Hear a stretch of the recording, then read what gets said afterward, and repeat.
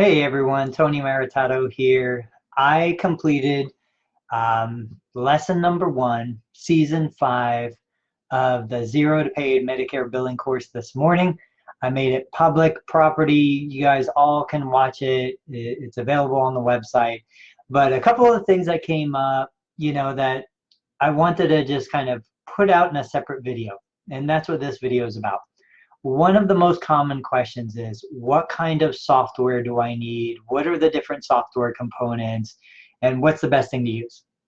So I like to break it down into 3 parts. You've got an EMR. Now keep in mind, an electronic medical record is not required. You do not have to have an EMR. At my clinic, we do evals, discharge summaries, and progress notes on the computer on an in-house EMR that I created. I created it like 10 years ago. So it's not something, super expensive. It was Microsoft Access. If I recreated it today, and I've got some videos on it, I would just use GSuites. I'd get a BAA signed and executed, and I'd have a GSuites account. But an EMR, just some form of documentation. We do our daily notes on a paper chart. We do our eval, progress note, discharge summaries on the computer. After the EMR, you need some sort of patient accounting software. You need something that will generate the claim or the patient invoice. You need something that can be packaged into a claim file format that can be sent to a payer if you're going to submit for your out-of-network patients or you're going to be an in-network provider. And then the last thing is a clearinghouse. So the difference between the patient accounting software and the clearinghouse is the patient accounting software kind of packages everything together. So for those of you using WebPT, typically WebPT is your EMR, Therabill is your patient accounting software, and maybe Office Ally is your clearinghouse. For those of you using Jane App can be a combo, EMR and patient accounting. Now, I don't know Jane App well enough, but I've been helping people kind of work with the Jane App tech support to come together to figure out the integration between Jane App and Office Ally. But basically, once you put in like the units that you're billing, the patient demographic information, insurance information, CPT codes, diagnosis codes, charges, the patient accounting software then generates the claim, sends it to the clearinghouse. The clearinghouse is usually an independent website. Office Ally, Availity, used to be MDON. There's a bunch of them. And what the clearinghouse does is it takes the electronic file that they receive from your patient accounting software. It typically reviews all the claims for accuracy, at least on a technical level. Make sure you're not missing information or something's, put in the wrong spot. And then from there, it chops up the different claims and sends it to the appropriate payer. So for example, in my clinic, we enter all of our patient visits into a patient accounting software called EasyClaim. We've been using it for over a decade. If I was starting from scratch, I would use PracticeMate from Office Ally. But the idea is, at the end of the day, somebody, the clinician, the admin staff, somebody puts in the day's charges into the accounting software. They put in each line item. So how many units of, therapeutic exercise for Mrs. Jones, how many units of manual therapy, how many units of functional activity, put all that stuff in. And at our clinic, we have a host of payers. So maybe we have Humana for 1 patient, Aetna for another patient, Medicare for 3 patients, CareSource for 5 patients, a workers' comp, MCO for another patient. So we have all these different payers.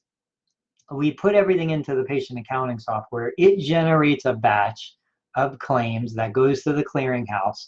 Then the clearinghouse slices those all up, sends the appropriate Medicare claims to Medicare, sends the other claims to Humana, to Aetna.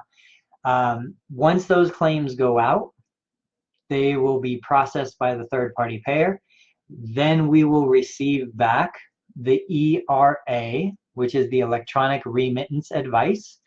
That is basically the electronic version of an EOB, explanation of benefits. That's the paper statement the patient would receive.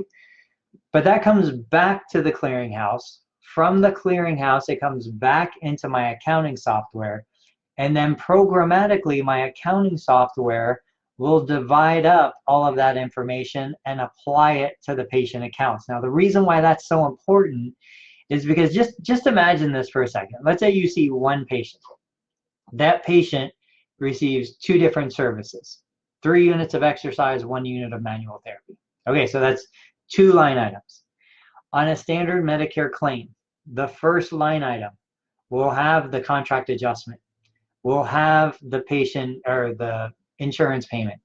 We'll have a line item for sequestration reduction, the MPPR reduction or MPP reduction. And then it'll get forwarded to the secondary. And then the secondary will have a possible contract adjustment, a possible patient responsibility, an actual payment that they made. These are, 7 at least line items for therapeutic exercise. Then you'll have another 7 for the manual therapy. You'll have 14 line items that if you don't do it electronically, you would have to manually key in, which is just crazy. And then you might have, 20 patients in a day, not just you as an independent therapist, but you and staff. And so just, you can see how this like snowballs so quickly. So one more time, just to review, you've got whatever form of documentation you choose, electronic or paper.